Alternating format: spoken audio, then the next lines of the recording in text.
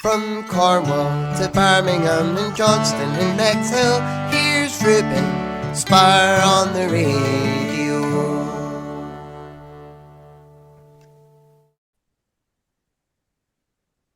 Hello to Elaine Eagle. How are you today? Hello, I'm doing well, Ruben. How are you? I'm very well, thank you. So, can you tell me how long have you been a singer-songwriter for? Oh man.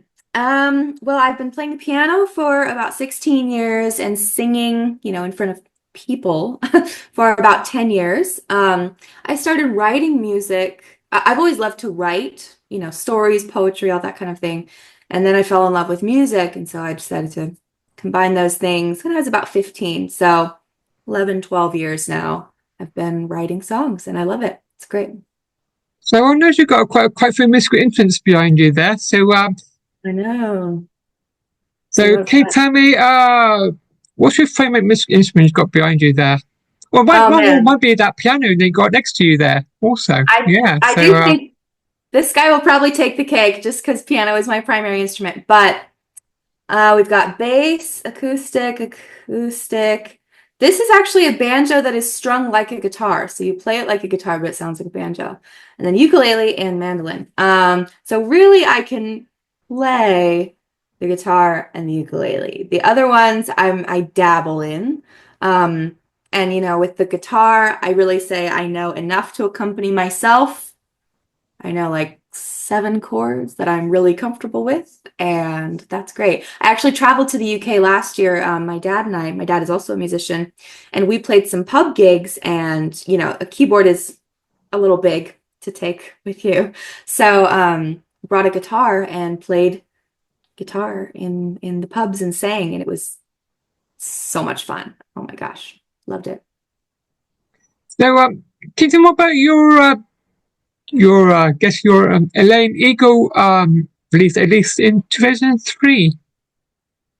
Oh, my EP. Yeah. Yes, and that was 2023. That was released, and that was just kind of my first foray into recording music. I've been writing songs for a few years at that point, and had a few that I thought were good enough to take into the studio. I wanted to preserve them and get a good quality recording. So I've been very fortunate in my studio experiences. Um, for my first two EPs, the self-titled and the End of the Line, which also came out in 2023, those were recorded at a studio in Seattle, Washington, a few hours away from where I live, at a studio called Temple of the Trees, which is absolutely gorgeous. And they're pretty straightforward recordings, not a whole lot of bells and whistles, piano, guitar. I had my one of my best friends, who's my guitarist, come and play on that for me. I got to play the organ, did vocals, backing vocals, and just wanted a nice, simple recording of those songs. So yeah, that first EP, I was just so happy with, and it was a great learning experience for me too, seeing how to, put out music, how to distribute for yourself, all these things. So it was great. So, can you remember more about your second EP called End of the Line? Yes, absolutely. So if you see the photo, the cover photo there, that is one of my best friends. His name is Ramiro, and we have played music together for almost 10 years now. And we traveled around the state playing as a duo called End of the Line. So these songs on that EP are all we co-wrote those songs together and performed them for a long time. And actually, it was, kind of a poetic justice in a sense, because when we recorded that album, um, shortly after that, Ramiro moved away. So he's been living abroad, and, sometimes he comes back and we get to play a show together, and that's amazing. But he and his wife, they have lived all over the world. They're going to Italy, which I'm very jealous of. But, so it was the End of the Line kind of for us playing as a duo as well. And yeah, so that project is very special, very emotional for me. I have a lot of attachment to it. because those are our songs. And, you know, I love listening back to those and hearing his guitar work. He plays a lot of kind of Spanish style flamenco guitar and just beautiful. So I love that EP very much. So, where did you get your inspiration with songwriting? Oh, good question. A lot of my, which we might talk about here in a second, but a lot of my inspiration comes from, um, you know, legends and myths and a lot of different kinds of mythology and stories. That's always been kind of where my brain resides. I've loved that ever since I was very little and took a special interest in Greek mythology, Roman mythology. And since I've become an adult and I read a lot, that's my main pastime, reading a lot into like Norse mythology, Egyptian, you know, Far East mythologies. There, it's just so fascinating to me. Um, these old, you know, religions and stories that have survived thousands and thousands of years. And I think part of the reason that they survive so long is because there are such innate human elements in these stories.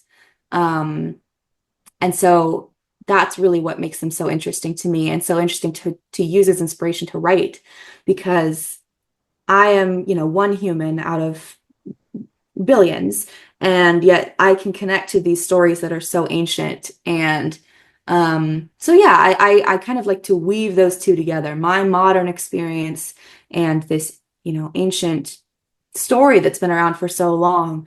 So yeah, that's really my favorite kind of writing to do. I do some autobiographical writing as well about my own life experiences and things, but I would say my favorite kind of writing is when I can really weave in some of that mythology. And especially for nerds out there like me, like I'm writing for you.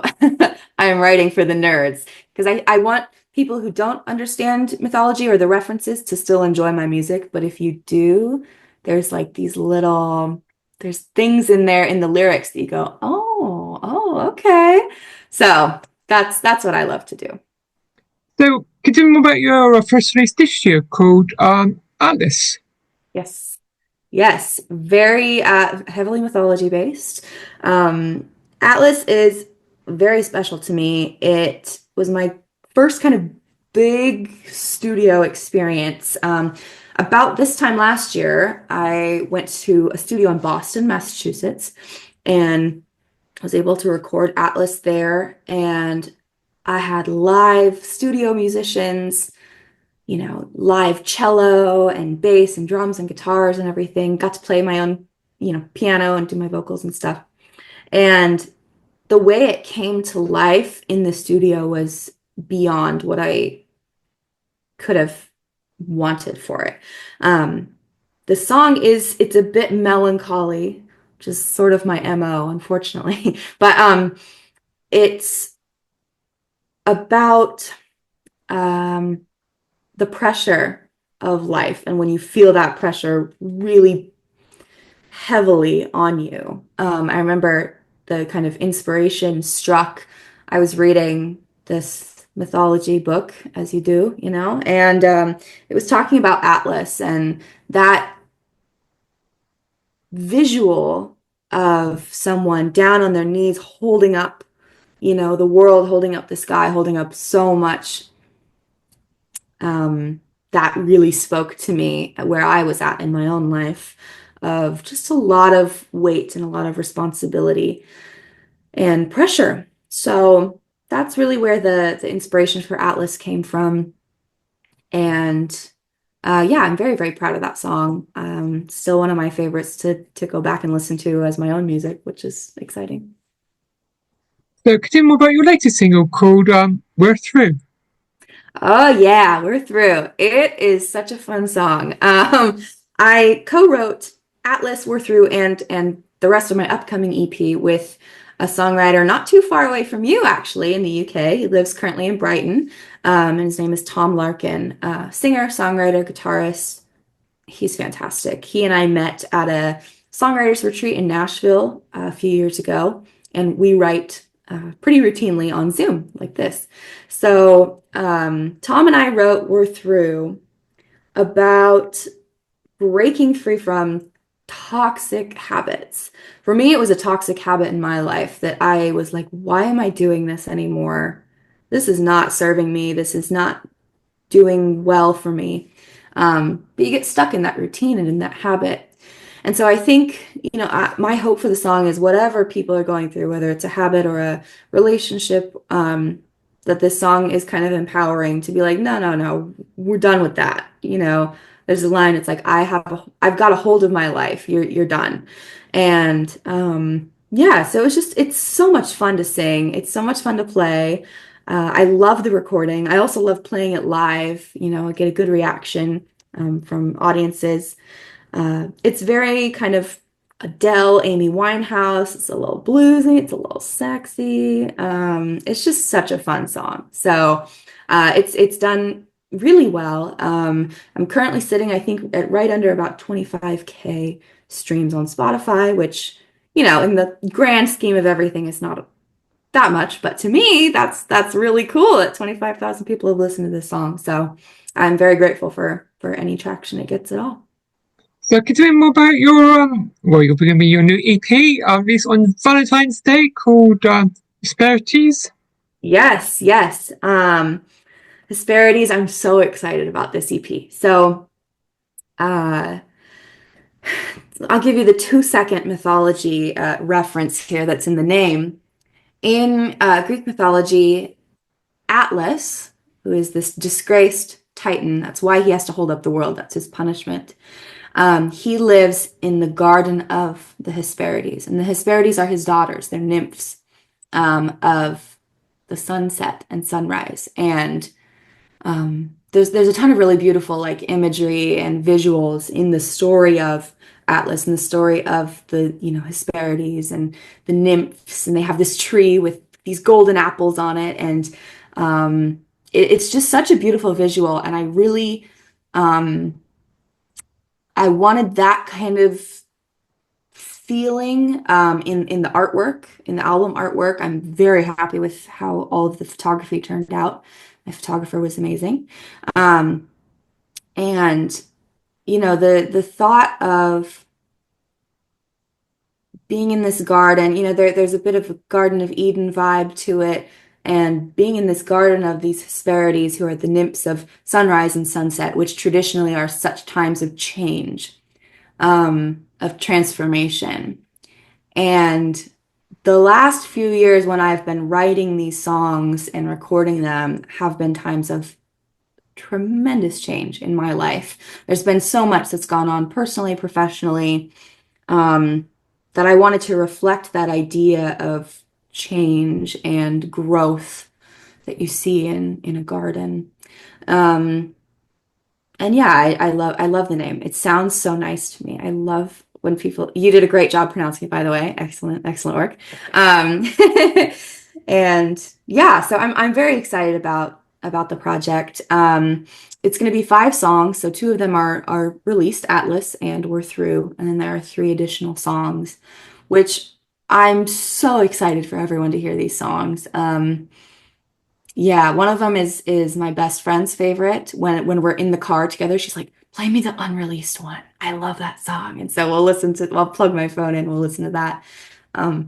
Excuse me. And yeah, all 3 of the songs that are unreleased have immense emotional value to me, and I hope that other people can glean from them, can relate to them. Of course, I use a lot of mythological imagery in my lyrics, but I really hope that even if you're not into that or you don't know, that you can gain something and that you can feel feel from the music. So I'm thrilled about Hesperides being out next week already. Oh my gosh, it's going so fast. But I really wanted to get that out to people before I leave for a few months. I'm going to be away, and I wanted to, I there is so much love that I have for people who have continued to support me throughout my career and my journey. And the whole reason that Hesperides even is is a concept, is an album, is because I crowdfunded for this project. And so it only felt right to me to release it on the Day of Love, because I have so much love for these people, and I wanted to give this gift before I leave for a few months. So yeah. So I know you got some gigs coming up next week. So tell me more about them. Yeah, absolutely. So currently it's the week before Valentine's Day, and Valentine's Day is a busy time for me. You know, the rest of February, March, you know, it kind of sometimes can be a little slow, but Valentine's Day is always very busy. You know, I play the piano, I sing lots of love songs, and play lots of pretty kind of ballads. And so, you know, Valentine's Day is always booked out like 6 months in advance for me. Um, and I've had a few venues who've called in the more recent months. They're like, can you play Valentine's Day? I was like, no, well, I can play the day before or 3 days before or the day after. And so we have Wednesday, Thursday, Friday, Saturday, Sunday next week for Valentine's Day. Lots of playing. And those are actually my last gigs before I jet out. But yeah, I love playing for Valentine's Day. I love when people dance, and you know, I like seeing little tears for the love songs, you know, all of that. It's always a great time. So I'm excited. All local gigs in my area or within, you know, 20, 30 miles or so at some of my favorite venues that I get to play out pretty regularly. So I'm excited. So can you tell me? I know you going on a cruise ship, doing some gig on a cruise ship. So can you tell me more about that? Yeah, absolutely. Oh my gosh, I cannot wait. This is such a fantastic opportunity that has come along, and I'm trying to just grab onto any part of it that I can. So I'm going to be sailing with a company called Windstar Cruises, and they are small luxury ships. So not the big, you know, Royal Caribbean Disney ships that you might think of, but these are small, only about 350 passengers on the ship that I'm going to be on. Um, and yeah, basically I'm gonna be entertainment for guests on there, playing solo piano, doing vocals and piano. And there are also other musicians on board, another soloist, I think violin, and then a jazz trio. And you know, my activities director on board the ship, he and I have been in communication, and they really want you to collaborate with these other musicians and come up with theme sets to do together, or you know, get up and sing some songs with them or whatever, which I'm very excited about. I play in a number of different bands and love getting to collaborate with other musicians. So yeah, basically I'm going to be playing and getting to live on this cruise ship. We're going to be in the Caribbean, the Mediterranean, just seeing places I've always dreamed of seeing. So it's going to be a wild adventure. I'm very excited. I can't wait. Great opportunity for you. Yes, absolutely. Absolutely. I can't wait. I'm getting, you know, I'm leaving in about 2 weeks, feeling the stress a little bit, but mostly excited. Mostly excited. So can you tell me what's it like being a independent artist? Mm, that's a good question. It's a lot of work, and I think a lot of work that people might not think about. You know, a lot of admin stuff. I really am here a lot here in front of my computer at my desk, doing a lot of, you know, right now, taxes. You know, I handle everything myself. So my bookings, I have things currently, it's February, I have things booked out as far as November and December of this year, for certain places. You know, all of my marketing, my socials, my website, filming for YouTube, posting things on socials, you know, promoting material, that all falls back on me because it's just me. And, you know, truly, I love it. I love the admin. You know, when I get to be here, when I get to be writing and practicing and performing, that's the best, you know, that's what we all want. But I really do enjoy a lot of the admin work as well, because I think when it's just you put all the work in, because you know you're not having to wait around for someone else to get to you in a stack of things that they have to do. You know, this is my priority. This is my job, my living. And so I really have thrown myself into it full time, and I love it. I wouldn't trade it. It's great. I like having the control. I like having the you know, it's my schedule. I don't have to confer with anyone else. If someone offers me to go on a ship for 3 months, I am like, yes, let's go.